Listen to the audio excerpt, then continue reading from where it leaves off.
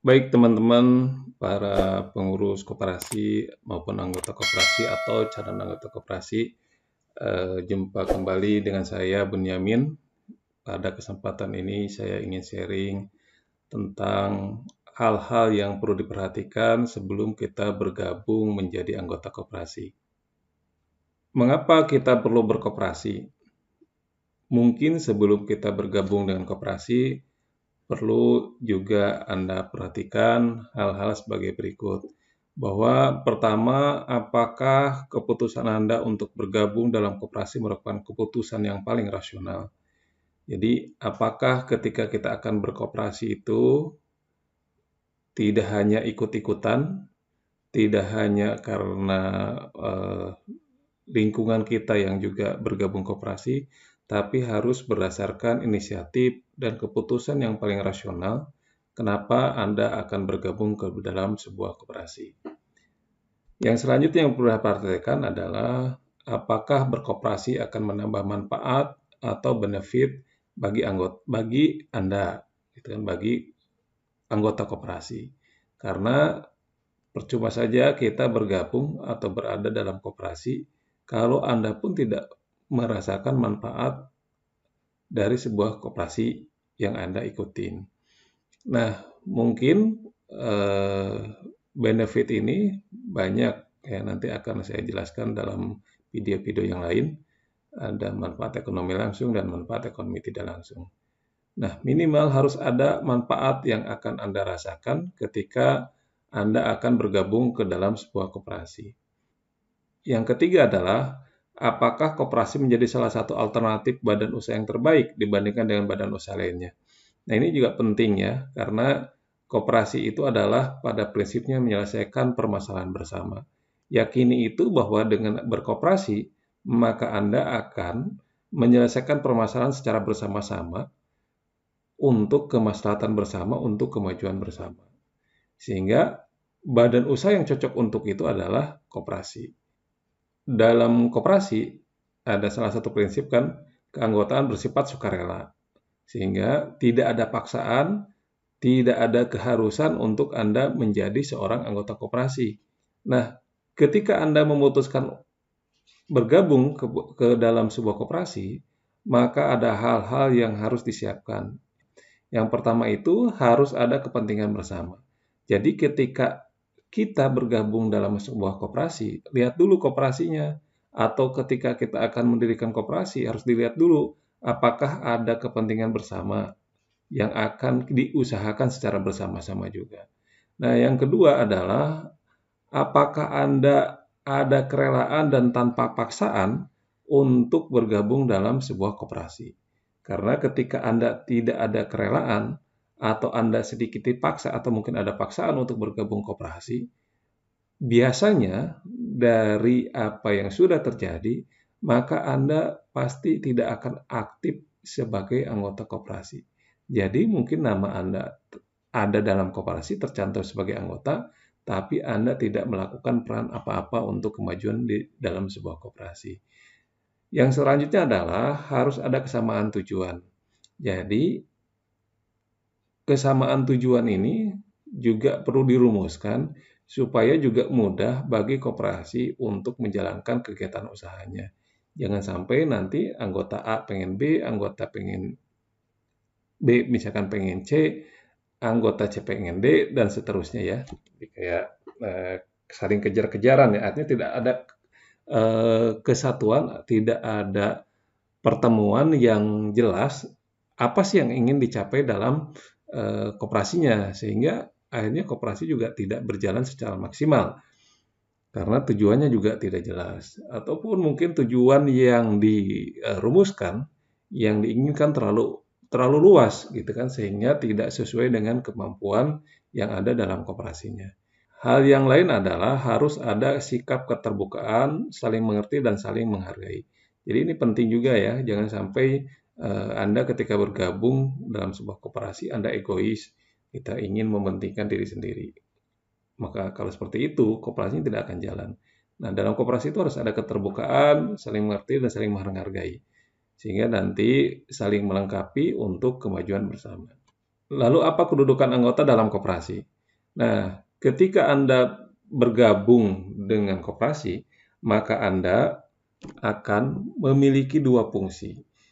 Makanya yaitu kedudukannya anggota sebagai adalah dual identity, anggota sebagai pemilik dan anggota sebagai pengguna jasa.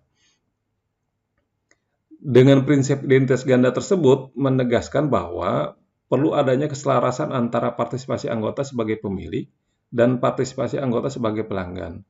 Jika salah satu tidak dilaksanakan, maka jalannya kegiatan koperasi akan pincang atau akan kehilangan manfaatnya bagi anggota.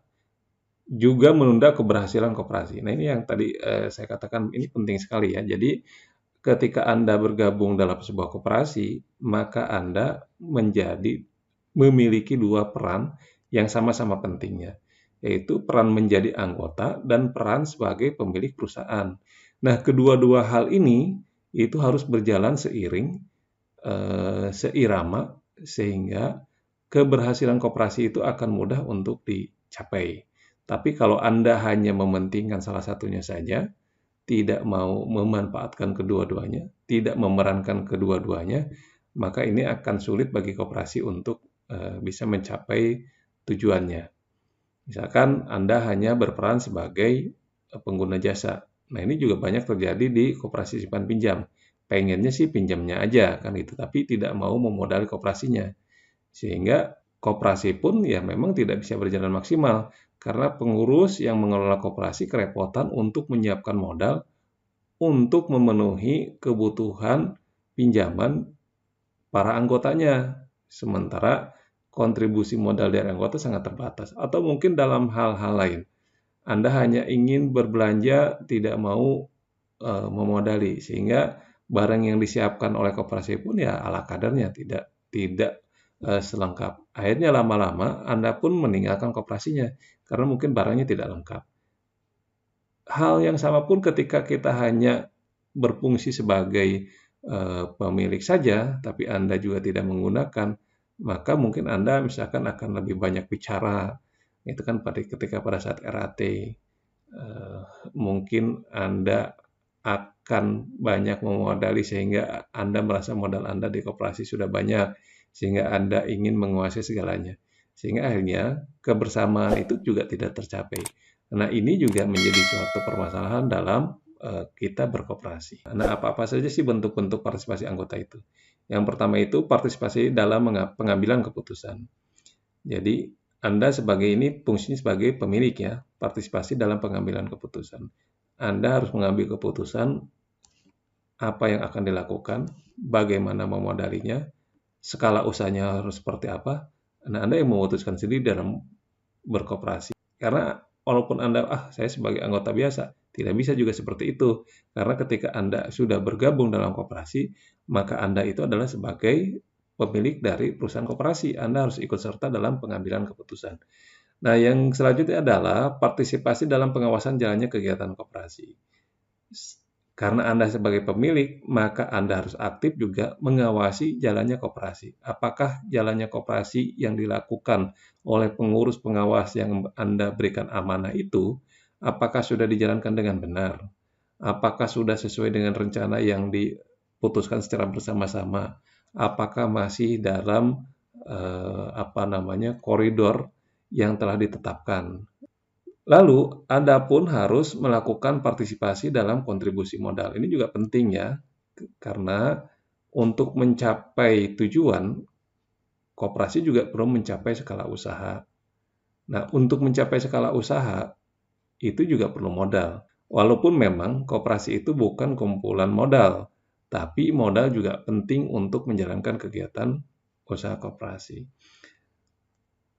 Nah, bentuk partisipasi yang lainnya adalah Anda harus juga siap menanggung resiko. Ketika Anda menyetorkan modal ke koperasi, maka resiko yang dihadapi adalah ketika koperasi mengalami kegagalan, maka modal yang Anda setorkan ke koperasi dalam bentuk simpanan yang menentukan kepemilikan, itu menanggung resiko untuk menjadi jaminan ketika memang koperasi mengalami kegagalan. Tapi mudah-mudahan tidak terjadi seperti itu.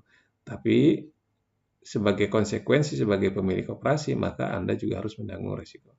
Nah, ini adalah keempat bentuk partisipasi ini adalah dalam kedudukan anggota sebagai pemilik. Nah, yang terakhir adalah partisipasi dalam pemanfaatan pelayanan. Nah, partisipasi ini adalah dalam kedudukan Anda sebagai anggota koperasi. Pasar koperasi itu adalah anggota itu sendiri. Karena tadi ya, bahwa dalam mendirikan koperasi, dalam bergabung kepada koperasi adalah self-help kooperatif. Jadi menolong diri sendiri. Lalu apa prasyarat agar koperasi dapat mencapai tujuan? Nah, yang pertama itu anggota menjadi pendukung kegiatan ekonomi perusahaan koperasi. Mereka harus melaksanakan kewajiban-kewajibannya, memberikan kontribusi modal, simpanan, dan turut menanggung risiko pelayanan dan bisnisnya. Yang kedua, anggota berperan serta aktif secara pribadi dalam mendirikan dan mengoperasionalkan perusahaan koperasi secara berkesinambungan. Mereka harus selalu siap menggunakan hak-haknya di dalam rapat anggota dan bekerja sebagai pengurus dan atau pengawas. Jadi Anda sebagai anggota juga harus aktif dalam ikut mengawasi dan ikut bekerja. Lalu yang ketiga adalah anggota harus memanfaatkan fasilitas pendukung yang disediakan. Anggota harus memanfaatkan pelayanan barang jasa yang ditawarkan oleh perusahaan koperasi. Ini juga penting. Jadi itu hal-hal yang perlu Anda pahami, perlu Anda perhatikan sebelum Anda menjadi anggota koperasi. Baik teman-teman, pada kesempatan video ini itu yang bisa saya sharingkan, dan mudah-mudahan koperasi bisa menjadi alternatif terbaik, bisa menjadi sosok guru untuk menyelesaikan permasalahan ekonomi di negara kita.